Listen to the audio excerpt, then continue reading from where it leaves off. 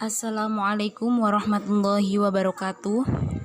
Saya Wafiqoh Nurul Aziza akan melanjutkan materi tentang jaringan tumbuhan. Selanjutnya yaitu jaringan pelindung atau disebut juga dengan jaringan epidermis. Jaringan epidermis adalah salah satu lapisan jaringan paling luar tumbuhan yang tersusun dari protoderm dan hanya mempunyai satu lapis saja. Lapisan epidermis ini menyelimuti permukaan organ tumbuhan, contohnya seperti daun, batang, akar, dan bunga. Selanjutnya yaitu karakteristik atau ciri-ciri dari jaringan pelindung apa saja, yaitu 1. Jaringan pelindung mempunyai susunan sel yang cukup rapat sehingga sampai tidak adanya ruang antar sel. Kedua, pada dasarnya jaringan pelindung itu tidak memiliki kloroplas. Yang ketiga, jaringan pelindung memiliki sitoplasma yang hidup dan mengandung kristal garam, kristal silikat, dan garam minyak. Yang keempat, jaringan pelindung itu mempunyai vakuola besar berisi antosianin. Yang kelima, mempunyai dinding sel yang beragam tergantung posisi dan juga jenis tumbuhan. Yang keenam, ada sebagian kecil mempunyai kloroplas, yakni tumbuhan yang hidup di air atau hidrofil. Yang ketujuh, jaringan pelindung terdiri dari satu lapis sel tunggal. Yang kedelapan, dengan jaringan lain, dibanding dengan jaringan lain, dinding selnya tetap tipis. Selanjutnya yaitu tentang fungsi jaringan pelindung. Apa saja fungsi jaringan pelindung?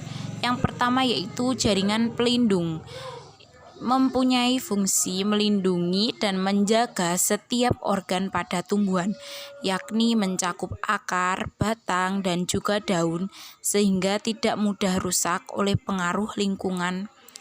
Jaringan pelindung tersusun dari sel-sel yang berderet, rapi, sehingga bisa melindungi dan menjaga organ dalam tubuh dari segala perubahan udara, kelembapan, serta infeksi bakteri. Pada dasarnya, jaringan pelindung bersifat keras apabila dibandingkan dengan jaringan lainnya, sehingga bisa menunjang perannya dalam melindungi organ tumbuhan. Fungsi selanjutnya yaitu membatasi penguapan pada tumbuhan. Epidermis memiliki fungsi membatasi penguapan pada tumbuhan. Fungsi ini dilakukan oleh stomata. Pada prinsipnya, jaringan epidermis berfungsi sebagai pengatur proses transpirasi atau penguapan air. Saat suhu tinggi, stomata yang ada di gambar tersebut, saat suhu tinggi akan menutup rapat, sehingga laju transpirasi dibatasi. Begitu pula sebaliknya, saat suhu rendah, stomata akan terbuka lebar. Fungsi yang ketiga yaitu berfungsi sebagai tempat cadangan air bagi tumbuhan. Di dalam jaringan epidermis akan ada namanya protoplasma yang berbentuk lebih pipi dari jaringan yang lainnya, sehingga memungkinkan jaringan epidermis menyimpan air yang lebih banyak. Pada saat musim kemarau panjang tiba, maka cadangan air yang terdapat dalam jaringan epidermis diangkut dan disalurkan ke seluruh tubuh. Yang keempat, sebagai tempat pertukaran oksigen dan karbon dioksida. Hal itu terjadi pada saat tumbuhan melakukan respirasi dan sekresi hasil fotosintesis. Proses ini terjadi pada daun sebab pada umumnya pada daun mempunyai stomata untuk melakukan difusi oksigen dan karbon dioksida. Yang kelima,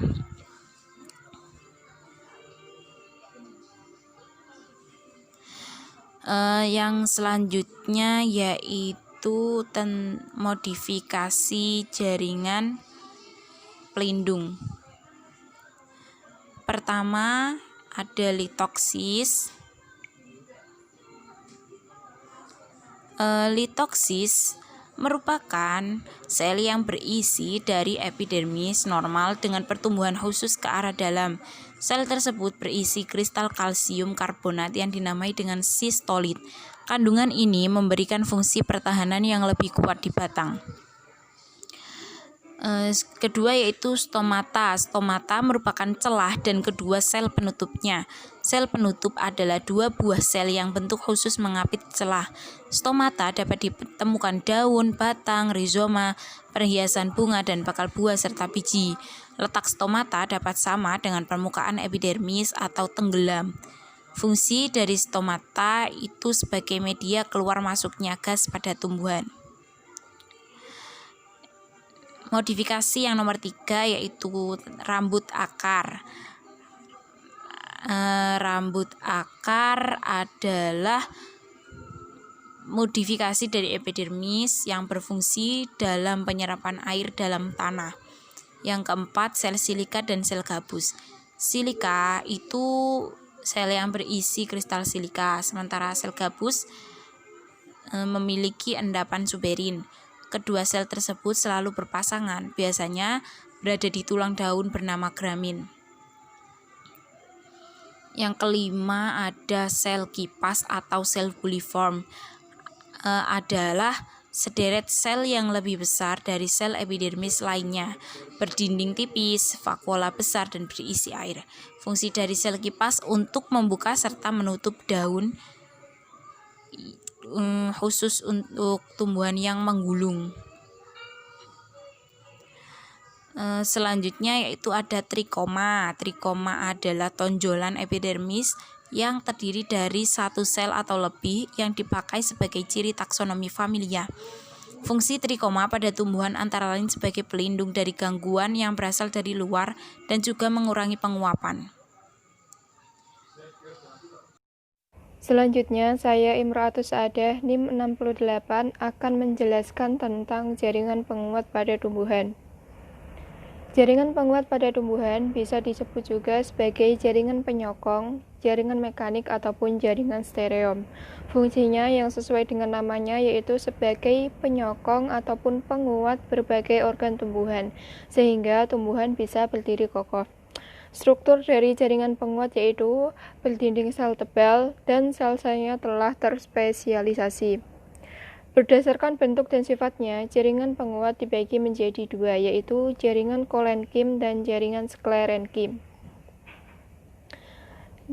Bisa dilihat di gambarnya, di sini ada batang hibiscus sabdarifa atau bunga rosella. Ini adalah struktur dari sklerenkim dan ini kolenkim. Yang pertama yaitu jaringan kolenkim. Berasal dari bahasa Yunani kola yang artinya jernih dan enzim yang artinya jaringan.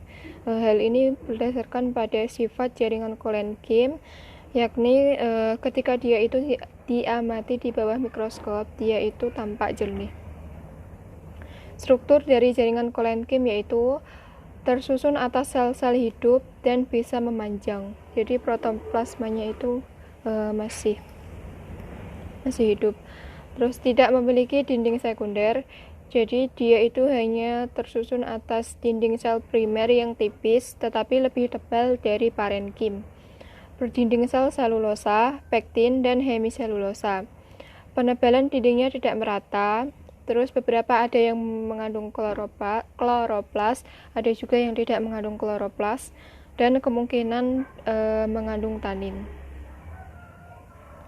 Serta ruang antar selnya sempit, hidup berkelompok dalam bentuk untaian ataupun silinder.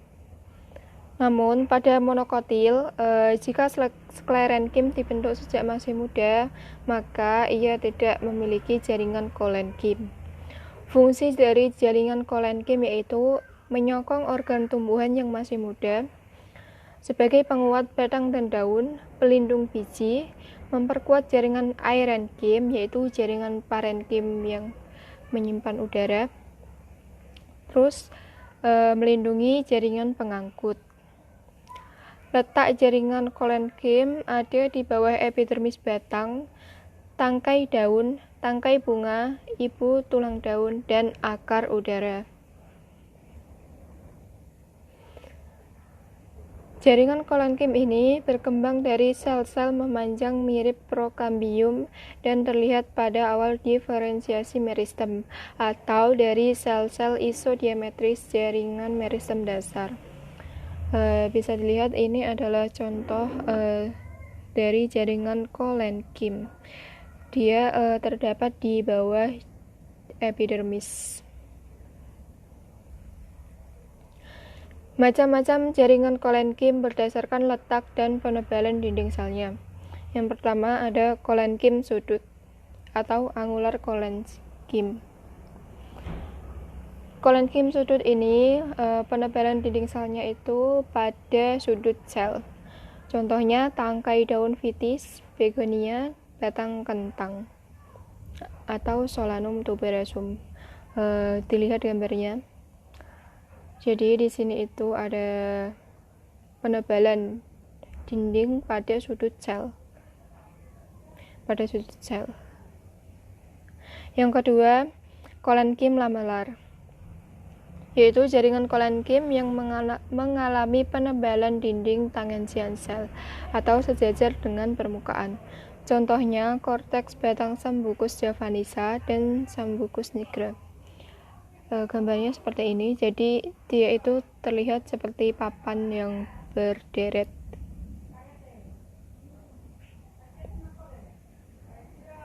Yang ketiga ada kolenkim lakunar. Kolenkim lakunar merupakan jaringan kolenkim yang mengalami penebalan dinding sel pada dinding yang berbatasan dengan ruang antar sel. Jadi di sini dinding yang berbatasan dengan ruang antar sel, dia itu mengalami penebalan seperti ini. Contohnya ada pada tangkai salvia, malvia, ataya, dan akar nafas dari monstera. Yang keempat ada kolenkim cincin, yaitu jaringan kolenkim yang pada penampang melintang lumen sel itu berbentuk lingkaran. Gambarnya seperti ini. Bentuknya jadi dia bentuknya itu seperti cincin.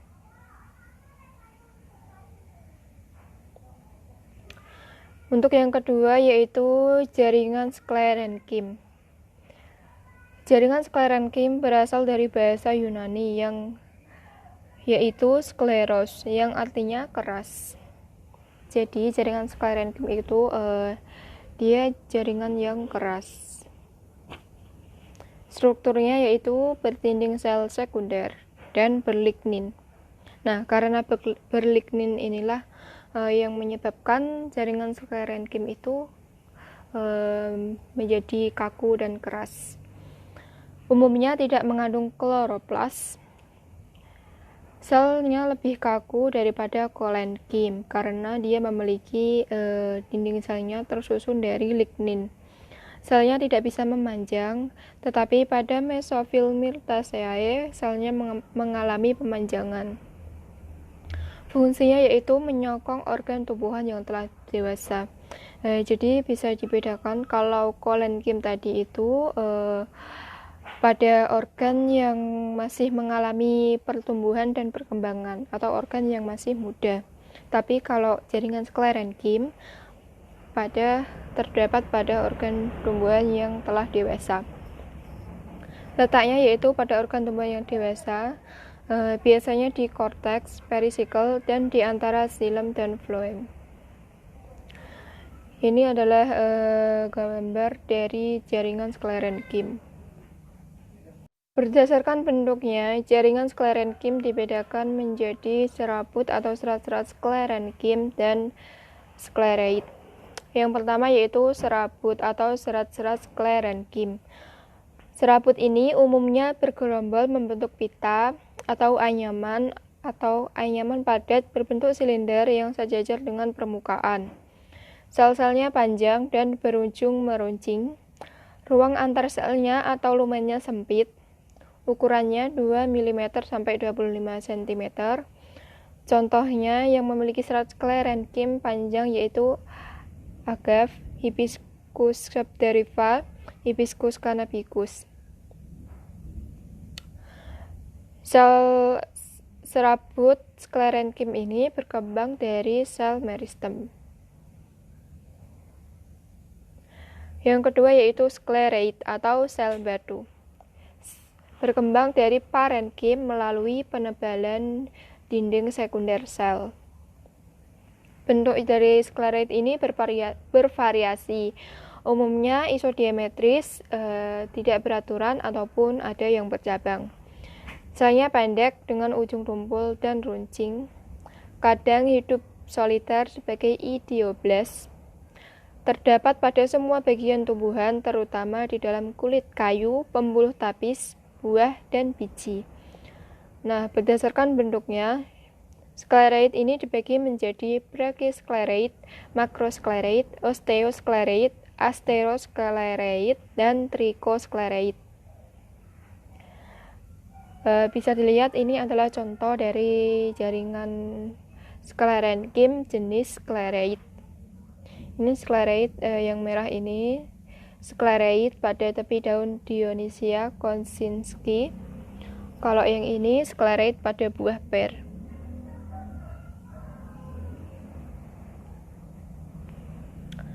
Kalau yang ini tumpukan sklereid di dalam buah pisang. Nah, ini itu tempurung kelapa yang termasuk sklereid, di mana tempurung kelapa ini hampir seluruhnya itu tersusun atas jaringan sklereid.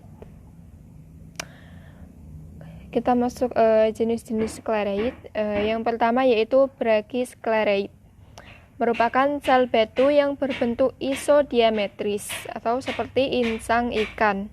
Dijumpai pada floem kulit kayu dan daging buah tertentu seperti buah pir, stroberi, dan jambu biji. Gambarnya seperti ini, bisa dilihat.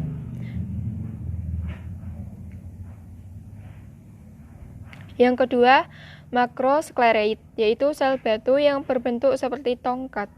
Terdapat pada kulit biji tumbuhan kacang-kacangan. Gambarnya seperti ini.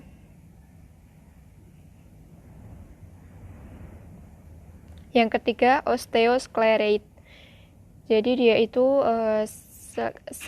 sklereid yang berbentuk seperti tulang dengan ujung yang membesar, kadang sedikit bercabang. Osteosklereid ini terdapat pada kulit biji dan terkadang pada daun dikotil. Gambarnya strukturnya seperti ini atau bentuknya seperti ini.